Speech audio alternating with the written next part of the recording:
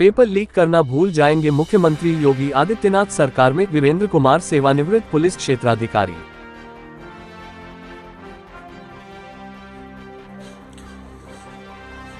आज हम जनपद बिजनौर नगीना तहसील के गांव लाडपुर चांदला निवासी और वर्तमान में बरेली निवासी श्रीमान वीरेंद्र कुमार प्रजापति जी, सेवानिवृत्त पुलिस क्षेत्राधिकारी उत्तर प्रदेश पुलिस, हम आपसे ये जानना चाहते हैं कि मिशन 2024 लोकसभा चुनाव में आप जनता को क्या संदेश देना चाहते हैं। भारतीय जनता पार्टी की मोदी सरकार 10 वर्ष केंद्र सरकार में है और उत्तर प्रदेश में योगी सरकार दूसरी बार बनी है, तो आप क्या संदेश देना चाहते हैं जनता को? साफ संदेश तो यही है कि वर्तमान सरकार बीजेपी की चल रही है प्रदेश और केंद्र स्तर पर, निश्चित ही वह एक अच्छी सरकार रही है। उसकी अनेकों योजनाएं गरीब और निर्धन वर्ग के लोगों के लिए है, किसानों के लिए है, युवाओं के लिए प्रेरणा स्रोत है।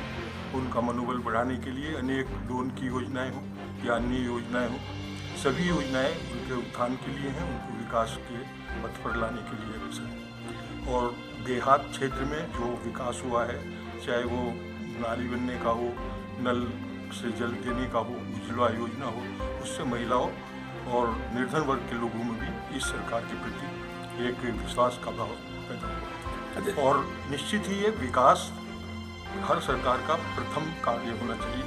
जो पिछले 10 साल की सरकार के समय में जो केंद्र सरकार है और 6-7 साल से जो प्रदेश में भाजपा की सरकार है, निश्चित ही दोनों सरकारों ने अच्छा काम किया है। और जो विकास की एक खुली आंख से कहीं भी दिखाई पड़ती है, हर जगह निर्माण कार्य और अन्य विकास की योजनाएं वहाँ पर सफल हो रही हैं और विकास दिखाई पड़ रहा है। निश्चित ही यह एक जनप्रिय सरकार है। पूर्व की सरकारों में भी देखा गया है जो भ्रष्टाचार, भाई भतीजावाद और अन्य प्रकार का जो कुकर्म होते थे, इस सरकार में उनकी रोकथाम लगी। मैं पुलिस सेवा से निवृत्त हुआ हूँ, मैं जानता रहा हूँ कि किस सरकार में कितनी गुंडागर्दी, बदमाशी और अपराध का क्या रेट रहता था। लेकिन इस समय अगर कहा जाए तो इस सरकार में अपराधियों पर एक कड़ी लगाम लगी है और निश्चित ही अपराधियों में कानून का और विधान का एक डर पैदा हुआ है। पुलिस को भी इस बात के सख्त निर्देश हैं, छोटी छोटी घटनाओं में भी वो शीघ्र कार्रवाई करें और गरीब निर्धन वर्ग के लोगों को अनावश्यक परेशान न होने दें। उनकी ज़मीनों पर प्रभावशाली लोग या अपराधी कोई कब्जा न कर पाए।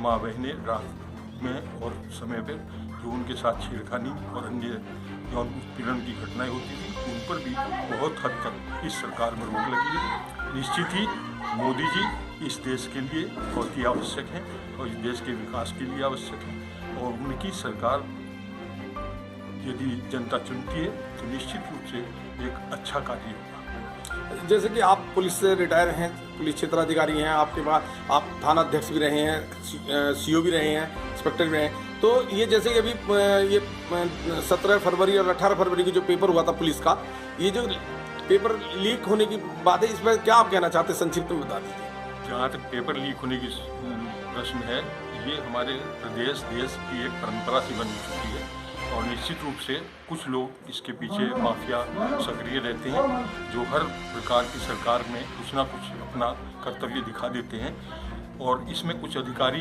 या जो इस प्रश्न पत्रों से जुड़े हुए लोग हैं वो भी इसमें सक्रिय हो जाते हैं। और ये पहले से ही सभी सरकारों के समय में पेपर आउट होने की एक परंपरा सी रही है, लेकिन इस बार जो पेपर आउट हुआ है, इतनी बड़ी भर्ती पुलिस कांस्टेबल की सरकार द्वारा निकाली गई है। निश्चित ही इनको योगी जी के समय में इसका रेट महंगा पड़ेगा और इनको अपने किए का पूरा परिणाम योगी जी प्रदान करके रहेंगे।